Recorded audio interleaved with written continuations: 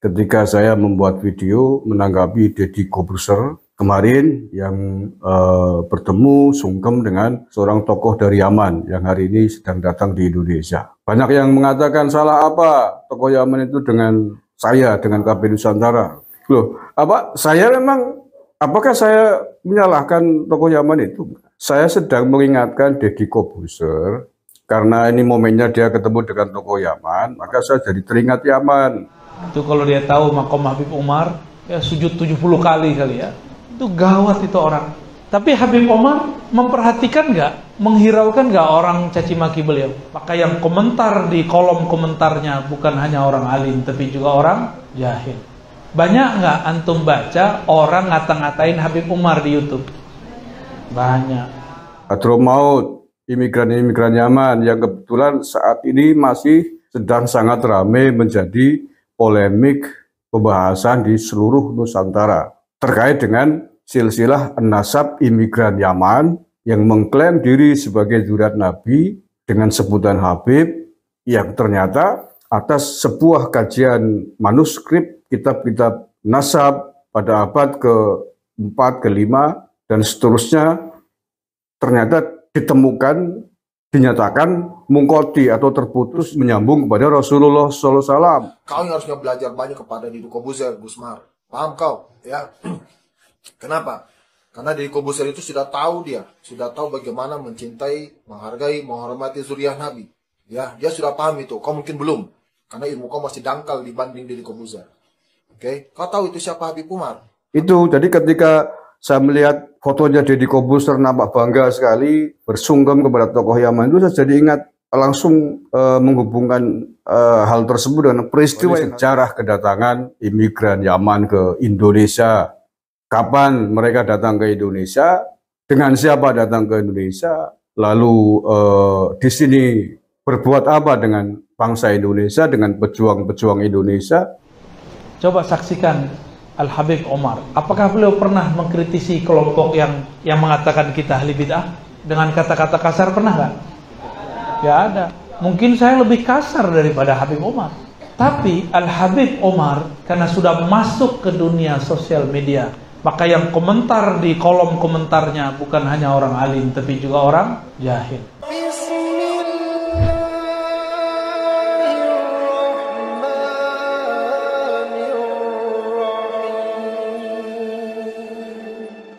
Kenapa sekarang ada anak-anak muda nggak nyantri berani nyalahin kiai?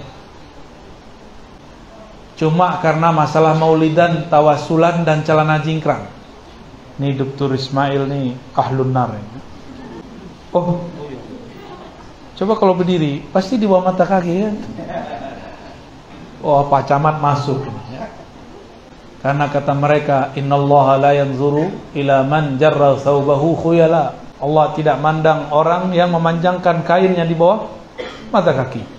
Pak Rektor masuk. Ya, kayaknya nih semua yang ada di sini masuk semua. Ya. Kecuali saya pakai sarung. Kenapa berani anak muda sekarang ngomong begitu? Hasil nonton YouTube. Kita cuma berani ngomel-ngomel di belakang. Kalian nih sesat, belajar kok pakai YouTube. Bukan begitu sekarang zamannya. Kita harus mengisi YouTube. Ya. Oke, sebelum ini refleksi umum, sekarang kita mulai masuk ke bagian yang lebih serius. Tantangan kita minimal ada dua saja. Pertama wasail, kedua maqasid. Wasail, wasilah. Alat. Nah, ini bisa nomor 2 kita kaji. Yang penting maqasid dulu. Apa maqasidnya? Orang faham Islam dengan pemahaman ahlus sunnah wal jamaah. Untuk mencapai ini gimana caranya? Dulu masyayikh kita, mereka berkirim-kirim surat. Maka sekarang kenapa kita gak gunakan sosial media seperti Facebook, Instagram, YouTube untuk merekam dan memberi pengaruh di dalam dunia-dunia ini? Nah itu wasail. Wasail ini bebas. Dulu kiai-kiai kita supaya orang ngumpul pegang rebana terus sholawatan. Bener gak? Ngumpul gak? Pada ngumpul semua. Makanya hasilnya kan nih muka-muka suka maulid semua kan ini. Ya. Muka-muka matanya ngantuk kalau malam-malam selesai maulid jam 2. Subuhnya nggak tahu deh. Yang penting maulid. Jadi kiai-kiai kita dulu, mereka menggunakan apa yang dapat jadi media ngumpulin orang. Dulu ngumpul mesti offline, bener? Oke. Dulu Sunan Bonang. Sunan Bonang pakai apa ngumpulin orang? Alat musik namanya. Ya. Ada lagi yang menggunakan wayang. Ada lagi menggunakan silat. Macam-macam. Dulu pesantren-pesantren ada silatnya. Karena di luar pesantren ada orang kebatinan sakti-sakti. Maka kiai-kiai mengumpulkan cara. Apa cara supaya orang mau ngumpul? Kita gak usah memikirkan saya harus beli kamera. Enggak. Ya. Yang ada aja. Gak usah mikirin kalau begini, merekam sendiri. Kan ada orang yang rekam sendiri, posting sendiri, tonton. Jangan. Mulailah dari ngaji biasa. Ngaji biasa. Coba saya mau tanya, Al-Habib Omar itu bisa ngerekam gitu gak? Enggak. Beliau cuma ngajar. Lama-lama orang datang. Di antara yang datang ini punya inisiatif. Habibna law sajjalna yani muhadaratak, kata beliau, ya, silakan. Akhirnya lama-lama dari Facebook sekarang menjadi TV, namanya Earth Nabawi, udah jadi TV. Itu TV sudah buat daurah online, udah online. Habib Umar sudah mengizinkan kajian online. Berarti beliau ini orang lama, otaknya otak baru. Kita ini hidup di zaman baru, otak masih tradisional. Kalau mau jadi santri harus datang sini. Iya, kalau jadi santri. Tapi kalau mau ngaji kan nggak mesti datang. Bisa lewat alat-alat itu. Coba saksikan Al-Habib Omar. Apakah beliau pernah mengkritisi kelompok yang mengatakan kita ahli bid'ah dengan kata-kata kasar? Pernah nggak? Ya ada. Mungkin saya lebih kasar daripada Habib Omar. Tapi Al-Habib Omar karena sudah masuk ke dunia sosial media, maka yang komentar di kolom komentarnya bukan hanya orang alim, tapi juga orang jahil. Banyak nggak antum baca orang ngata-ngatain Habib Umar di YouTube? Banyak.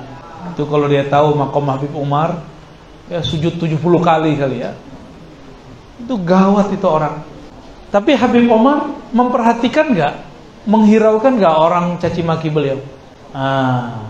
Maka kalau antum nih mau masuk ke dunia gaib namanya YouTube, mesti telimanya tebal, matanya tebal, nggak boleh sensitif, mukanya harus muka tembok,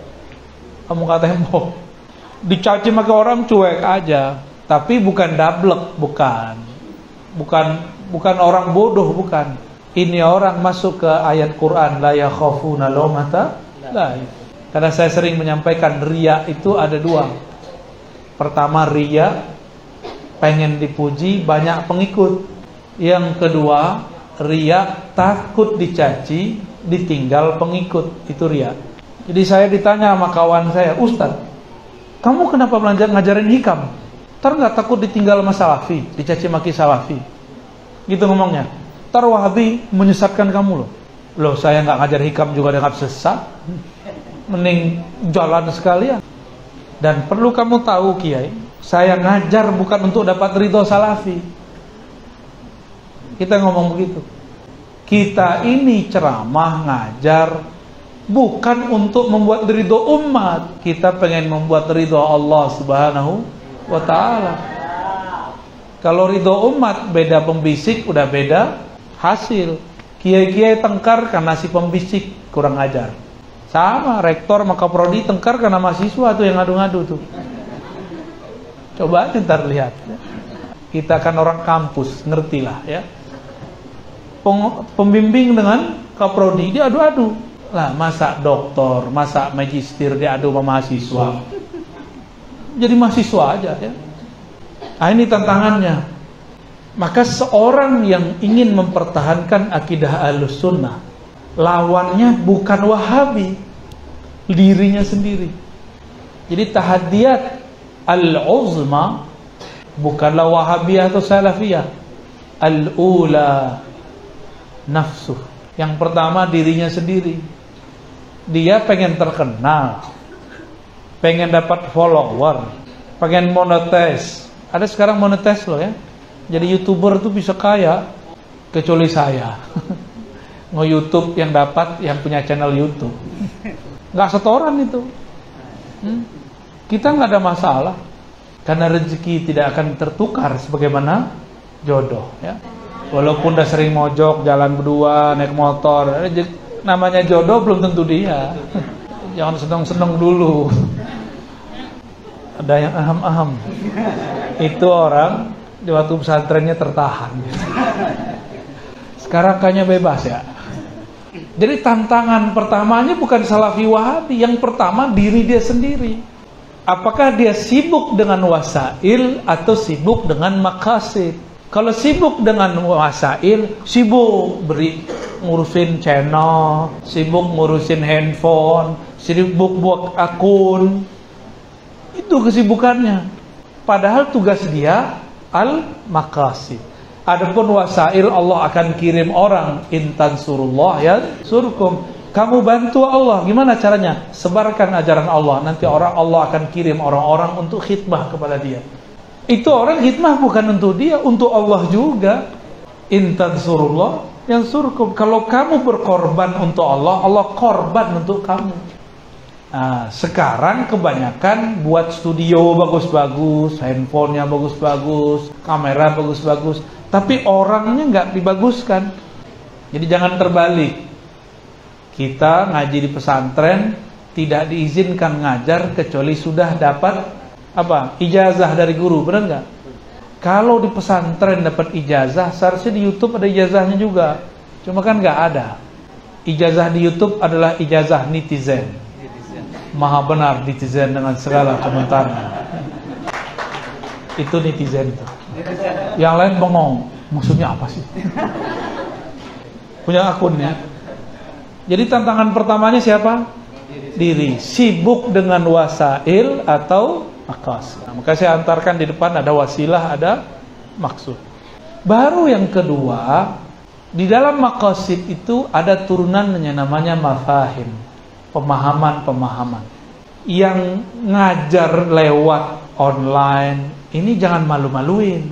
Baca kitab kok salah, sekali dua kali nggak apa-apa, tapi kalau salahnya berkali-kali, apalagi salah mentasrif ya nggak? Ada kan yang salah mentasrif dulu, cuma orang awam nggak mau tahu, yang penting ustadz saya. Udah jelas salah mentasrif tetap dipanggil kiai, santri aja belum lolos.